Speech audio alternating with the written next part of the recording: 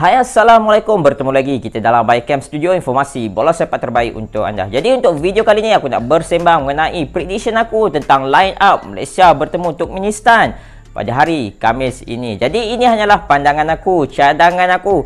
Mungkin korang bersetuju, mungkin juga korang tak bersetuju. Kalau korang tak bersetuju, korang boleh komen kat bawah ni. Alright, apa-apa, semuanya keputusan atas coach Kim Panggon. Ini merupakan perlawanan kedua kita menentang pasukan Turkmenistan selepas kali terakhir kita berjaya menang 3-1 pada bulan Jun tahun yang lepas. Jadi jika kita menang dengan pasukan Turkmenistan ni, kita bakal peroleh 5.273 mata. Kalau kita seri, kita bakal peroleh 0.272 mata. Dan jika kita tewas, kita bakal ditolak dengan 4.727 mata.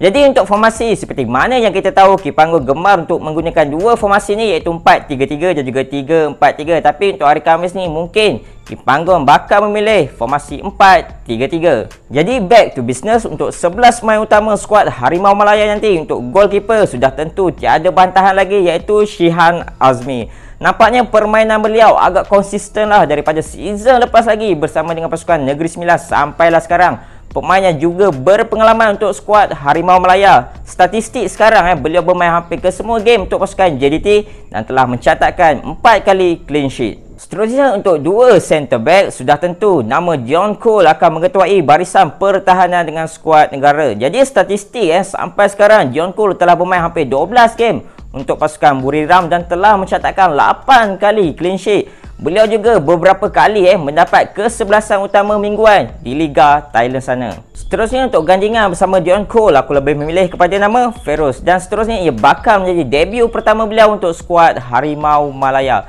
Kalau kita tengok, walaupun beliau ni masih muda, tapi permainan beliau agak tenang. Gandingan beliau bersama dengan Jordi Amat cukup baik, sehingga beliau juga berjaya mengawal pemain-pemain import pihak lawan. Beliau juga pernah bertemu dengan pasukan Zenit dan juga Levski Sofia. Jadi itu adalah pengalaman yang cukup berharga lah untuk Feroz untuk mengembangkan terus bakat beliau, untuk memantapkan lagi permainan beliau. Seterusnya untuk pertahanan kanan, sudah tentu nama Matt Davis akan dipilih. Sebab apa? Kalau kita tengok saingan beliau iaitu Quentin Chen dan juga Syahmi Safari, pada season ni minit permainan mereka agak kurang lah. Untuk pengetahuan semua, Matt Davis bermain hampir ke semua game untuk pasukan JDT pada season ini. Terusnya untuk pertahanan kiri, sudah tentu nama Corbin Ong akan dipilih. Sebab apa? Kalau kita tahu kemampuan beliau ni yang cukup rajin, turun naik, dan beliau juga ada skor 1 gol ketika kita menang dengan Turkmenistan pada tahun lepas.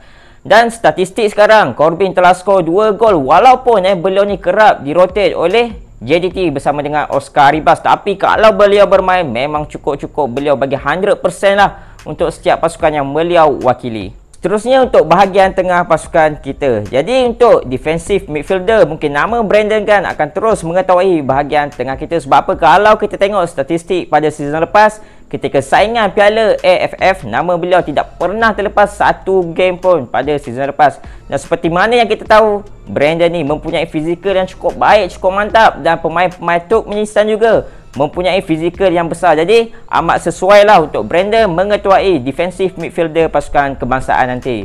Dan untuk central midfielder, aku akan memilih nama Edric Dos Santos, seorang lagi muka baru dan juga seorang lagi pemain naturalisasi terbaru untuk skuad Harimau Malaya. Jadi Kim Panggon sendiri mengaku yang beliau ni nampaknya Edric ni mempunyai kualiti apa yang diinginkan oleh Kim Panggon. Dan sebagai bukti, sehingga sekarang beliau telah bermain hampir 4 game dan telah skor 3 gol dan juga telah melebihi gol ketika beliau bermain dengan pasukan Penang pada season lepas. Jadi untuk seorang lagi pemain tengah, kat sini agak sengit lah. Sebab apa? Kita ada nama Noah Lane, Azam Aziz dan juga Stuart Wilkin. Tapi bagi aku, mungkin Wilkin bakal memulakan kesebelasan utama. Sebab apa? Kalau kita tengok statistik pada season lepas, ketika saingan Piala AFF, Wilkin menjadi tonggak utama untuk skuad Kim Panggon.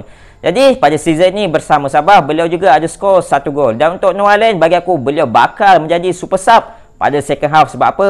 Beliau ni pun baru sampai. Beliau ni nak kaji corak permainan Malaysia lah pada first half. Dan confirm pada second half, beliau bakal masuk dan menjadi boom dan juga meletup, InsyaAllah. Jadi untuk bahagian sayap kanan, sudah tentu nama Arif Aiman bakal diletakkan di bahagian tersebut. Jadi selepas tiada nama Arif Aiman pada saingan Piala AFF pada season lepas, kita bakal melihat kembali kelicikan, kepatasan Arif Aiman untuk skuad Harimau Malaya pada hari Khamis nanti insyaAllah. Jadi statistik sehingga sekarang ketika bersama dengan pasukan JDT pada season ni agak baiklah untuk Arif Aiman apabila telah skor 3 gol dan juga menghasilkan 3 assist. Jadi untuk bahagian sayap kiri, mungkin nama Faisal Halim akan terus diberi kepercayaan oleh Kim Panggul sebab apa beliau memang dah arif lah dengan skuad Harimau Malaya apabila beliau pun banyak skor ketika bersama Malaysia pada saingan Piala AFF pada season lepas. Walaupun pada season ni beliau tiada langsunglah skor untuk pasukan Selangor, tapi beliau juga telah menghasilkan 4 assist. Dan untuk posisi penyerang, mungkin nama Darren Low akan terus diberi kepercayaan oleh Kim Panggul untuk mengetuai bahagian serangan pasukan Harimau Malaya nanti. Jadi sebab apa beliau ni mempunyai fizikal yang agak baik dan kerap rajin melakukan high pressing. Dan untuk statistik pada season ini, beliau telah skor 2 gol dan bermain hampir ke semua perlawanan untuk pasukan Sabah. Untuk pemain-pemain super sub yang mana mereka ni bakal dimasukkan pada second half, mungkin nama-nama tersebut seperti Noalen, Paulo Josue,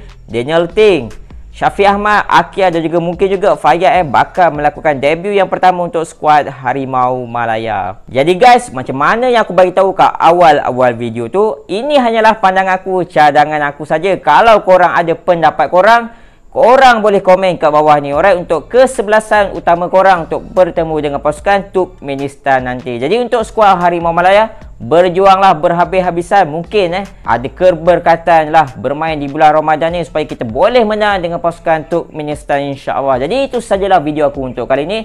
Aku Lan, Assalamualaikum.